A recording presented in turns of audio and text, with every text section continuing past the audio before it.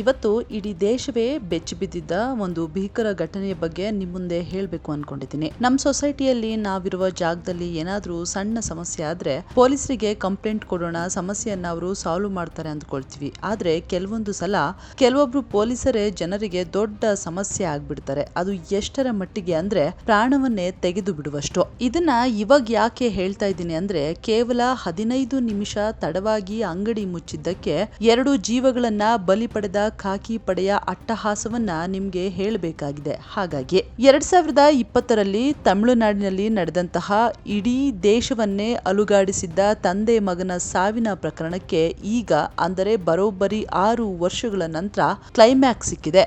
ಮಾನವೀಯತೆಯನ್ನ ಮರೆತು ರಾಕ್ಷಸರ ರೀತಿ ವರ್ತಿಸಿ 2 ಅಮಾಯಕ ಜೀವಗಳನ್ನ ಬಲಿ ಪಡೆದಿದ್ದ ಆ 9 ಪೊಲೀಸರಿಗೆ ನ್ಯಾಯಾಲಯ ಈಗ ಗಲ್ಲು ಶಿಕ್ಷೆ ವಿಧಿಸಿದೆ. ಅಷ್ಟಕ್ಕೂ ಏನಿದು ಪ್ರಕರಣ, ಆ ರಾತ್ರಿ ಪೊಲೀಸ್ ಠಾಣೆಯಲ್ಲಿ ನಡೆದಿದ್ದಾದ್ರೂ ಏನು, ಆ ಕ್ರೂರಿಗಳ ಮುಖವಾಡ ಕಳಚಿದ್ದು ಹೇಗೆ ಮತ್ತು ಆ ಒಬ್ಬ ಮಹಿಳಾ ಕಾನ್ಸ್ಟೇಬಲ್ ಹೇಗೆ ಇತಿಹಾಸವನ್ನೇ ಬದಲಿಸಿದ್ರು ಎಂಬುದನ್ನ ಡೀಟೇಲ್ ಆಗಿ ಹೇಳ್ತೀನಿ. ಈ ವಿಡಿಯೋವನ್ನ ಕೊನೆ ತನಕ ನೋಡಿ. ಯಾರೆಲ್ಲ ಇನ್ನೂ ಸಬ್ಸ್ಕ್ರೈಬ್ ಆಗಿಲ್ಲ, ಸಬ್ಸ್ಕ್ರೈಬ್ ಮಾಡಿ.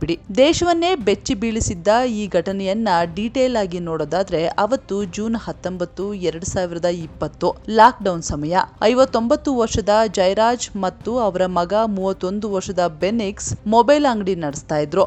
ಲಾಕ್ಡೌನ್ ಇದ್ದಿದ್ರಿಂದ ರಾತ್ರಿ 8 ಗಂಟೆಗೆ ಅಂಗಡಿಯನ್ನ ಕ್ಲೋಸ್ ಮಾಡಬೇಕಿತ್ತು. ಆದ್ರೆ ಕಸ್ಟಮರ್ ಇದ್ದಿದ್ರಿಂದ ಅವತ್ತು 15 ನಿಮಿಷ ಲೇಟ್ ಆಗಿ ಅಂಗಡಿ ಮುಚ್ಚುವಂತಹ ಪರಿಸ್ಥಿತಿ ಇತ್ತು. ಈ ವೇಳೆ ಅಂಗಡಿ ಬಳಿ ಬಂದ ಪೊಲೀಸರು ಜಯರಾಜ್ಗೆ ಕೆಟ್ಟ ಪದಗಳಿಂದ ಬೈಯೋದಕ್ಕೆ ಶುರು ಮಾಡ್ತಾರೆ. ಇದನ್ನ ಪ್ರಶ್ನೆ ಮಾಡಿದ ಜಯರಾಜ್ನನ್ನ ಪೊಲೀಸರು ಸ್ಟೇಷನ್ಗೆ ಕರೆದುಕೊಂಡು ಹೋಗ್ತಾರೆ. ಅಪ್ಪನನ್ನ ಸ್ಟೇಷನ್ಗೆ ಎಳೆದುಕೊಂಡು ಹೋದ ವಿಚಾರ ಗೊತ್ತಾಗಿ ಮಗ ಬೆನಿಕ್ಸ್ ಪ್ರಶ್ನೆ ಮಾಡಲು ಹೋಗ್ತಾನೆ. ಆಗ ಆತನನ್ನು ಕೂಡ ಲಾಕಪ್ ನಲ್ಲಿ ಹಾಕಿ ಬಿಡ್ತಾರೆ. ಅಲ್ಲಿಂದ ಶುರುವಾಗುತ್ತೆ ನೋಡಿ ಪೊಲೀಸರ ಅಟ್ಟಹಾಸ, ಅಮಾನವೀಯ ಟಾರ್ಚರ್. ಜಯರಾಜ್ ಹಾಗೂ ಮಗನಿಗೆ ಪೊಲೀಸರಿಂದ ಎಷ್ಟರ ಮಟ್ಟಿಗೆ ಟಾರ್ಚರ್ ಇತ್ತು ಅಂದ್ರೆ, ಅವತ್ತು ರಾತ್ರಿ 10 ಗಂಟೆಯಿಂದ ಬೆಳಗಿನ ಜಾವ 3ರವರೆಗೆ ಸತತ 5 ಗಂಟೆಗಳ ಕಾಲ ಠಾಣೆಯ ಬಾಗಿಲು ಹಾಕಿ ಅಟ್ಟಹಾಸ ಮೆರೆದಿದ್ದಾರೆ. ಅವರ ಕಿರ್ಚಾಟ ಠಾಣೆಯ ಹೊರಗೆ ರಸ್ತೆಯಲ್ಲಿ ನಿಂತಿದ್ದವರಿಗೂ ಕೇಳಿಸುವಷ್ಟು ಹಿಂಸೆ ನೀಡಿದ್ದಾರೆ. ಪೊಲೀಸರ ಈ ವಿಕೃತಿ ಯಾವ ಹಂತಕ್ಕೆ ತಲುಪಿತ್ತು ಅಂದ್ರೆ, ಲಾಕಪ್ ಒಳಗಿನ ಗೋಡೆ, ಟೇಬಲ್, ಕುರ್ಚಿ, ಲಾಟಿ ಮೇಲೆಲ್ಲ ರಕ್ತ ಚಿಮ್ಮಿ ಪೊಲೀಸ್ ಸ್ಟೇಷನ್ ಪೂರ್ತಿ ರಕ್ತದ ಕಲೆಗಳಾಗಿತ್ತು.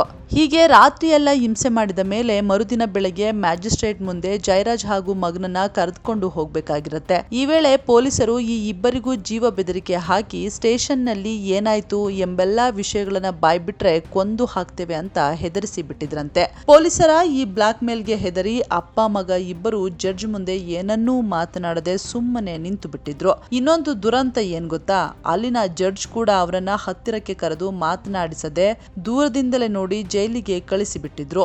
ಕೋವಿಡ್ ಸಮಯ ಬೇರೆ, ಯಾರನ್ನೂ ಹತ್ತಿರದಿಂದ ಮಾತನಾಡಿಸುವ ಆಗಿರಲಿಲ್ಲ.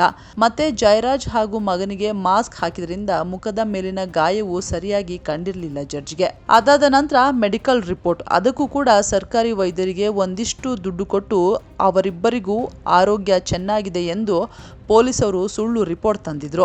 ಕೊನೆಗೆ ಇಬ್ಬರನ್ನ ಜೈಲಿಗೆ ಕಳಿಸಲಾಯಿತು. ಜೈಲಿಗೆ ಕರೆತಂದ ನಂತರ ಸಿಕ್ಕ ವಸ್ತುಗಳಿಂದ ಅಪ್ಪ ಮತ್ತು ಮಗನ ಮೇಲೆ ಪೊಲೀಸರು ತೀರಾ ಅಮಾನವೀಯವಾಗಿ ಮೃಗಗಳಂತೆ ಹಲ್ಲೆ ಮಾಡ್ತಾರೆ. ಪೊಲೀಸರ ಈ ಟಾರ್ಚರ್ಗೆ ಜೂನ್ 22ಕ್ಕೆ ಮಗ ಬೆನಿಕ್ಸ್ ಮತ್ತು ಜೂನ್ 23ಕ್ಕೆ ತಂದೆ ಜಯರಾಜ್ ಅತಿಯಾದ ರಕ್ತಸ್ರಾವದಿಂದ ಪ್ರಾಣ ಕಳೆದುಕೊಳ್ತಾರೆ. ಆದ್ರೆ ಪೊಲೀಸರು ಮಾತ್ರ ಈ ಸಾವಿಗೆ ಕೊರೋನಾ ಕತೆ ಕಟ್ಟಿಬಿಡ್ತಾರೆ. ಹೇಗಿದ್ರು ಲಾಕ್ಡೌನ್ ಟೈಮ್, ಇವರಿಬ್ಬರಿಗೂ ಉಸಿರಾಟದ ಸಮಸ್ಯೆ ಇದೆ ಅಂತ ಸುಳ್ಳು ಹೇಳಿಬಿಟ್ಟಿದ್ರು. ಆ ಉಸಿರಾಟದ ಸಮಸ್ಯೆಯಿಂದನೇ ಮೃತಪಟ್ಟಿದ್ದಾರೆ ಅಂತಾನು ಕತೆ ಕಟ್ಟಿದ್ರು. ಅಪ್ಪ ಮಗನ ಈ ಲಾಕ್ ಡೌನ್ ಡೆತ್ಗೆ ತಮಿಳುನಾಡಿನ ಜನರು ಆಕ್ರೋಶ ಹೊರಹಾಕಿದ್ರು. ಎಲ್ಲಿ ನೋಡಿದ್ರೂ ಪ್ರತಿಭಟನೆಗಳು ಶುರುವಾಗುತ್ತೆ.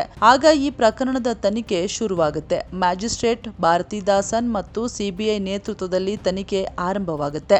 ಸಿಸಿಟಿವಿ ಫುಟೇಜ್ಗಳನ್ನ ಡಿಲೀಟ್ ಮಾಡೋದು, ಠಾಣೆಯಲ್ಲಿನ ಸಾಕ್ಷ್ಯವನ್ನ ನಾಶ ಮಾಡೋಕೆ ಟ್ರೈ ಮಾಡ್ತಾರೆ. ಆದ್ರೆ ಆಗ ದೇವತೆ ಅಂತ ಬಂದವರೇ ಮಹಿಳಾ ಕಾನ್ಸ್ಟೇಬಲ್ ರೇವತಿ. ಮಹಿಳಾ ಕಾನ್ಸ್ಟೇಬಲ್ ಆಗಿದ್ದ ರೇವತಿ ಈ ಸಂಪೂರ್ಣ ಪ್ರಕರಣದ ಮುಖ್ಯ ಸಾಕ್ಷಿ. ತನ್ನದೇ ಸಹೋದ್ಯೋಗಿಗಳ ವಿರುದ್ಧ ಸಾಕ್ಷಿ ಹೇಳೋದಿದೆಯಲ್ಲ, ಅದು ಅಷ್ಟೊಂದು ಸುಲಭ ಅಲ್ಲ.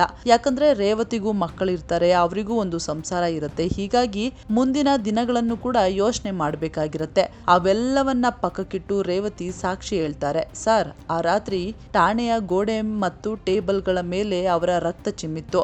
ಇವರು ಸತ್ಯ ಮುಚ್ಚಿಡ್ದಿದ್ದಾರೆ ಎಂದು ಬಾಯಿ ಬಿಟ್ಟಿದ್ರು. ಅವರು ನೀಡಿದ ಮಾಹಿತಿಯಿಂದಲೇ ಫೋರೆನ್ಸಿಕ್ ತಂಡಕ್ಕೆ ಆ ಅಳಿಸಿ ಹೋದ ರಕ್ತದ ಕಲೆಗಳು ಸಿಗ್ತವೆ. ಅದು DNA ಪರೀಕ್ಷೆಯಲ್ಲಿ ಮೃತರದ್ದೇ ಎಂದು ಸಾಬೀತಾಗುತ್ತೆ. ರೇವತಿ ಅವರ ಆ ಒಂದು ಸಾಕ್ಷ್ಯ ಇಡೀ ಪ್ರಕರಣಕ್ಕೆ ಜೀವ ತುಂಬಿದೆ.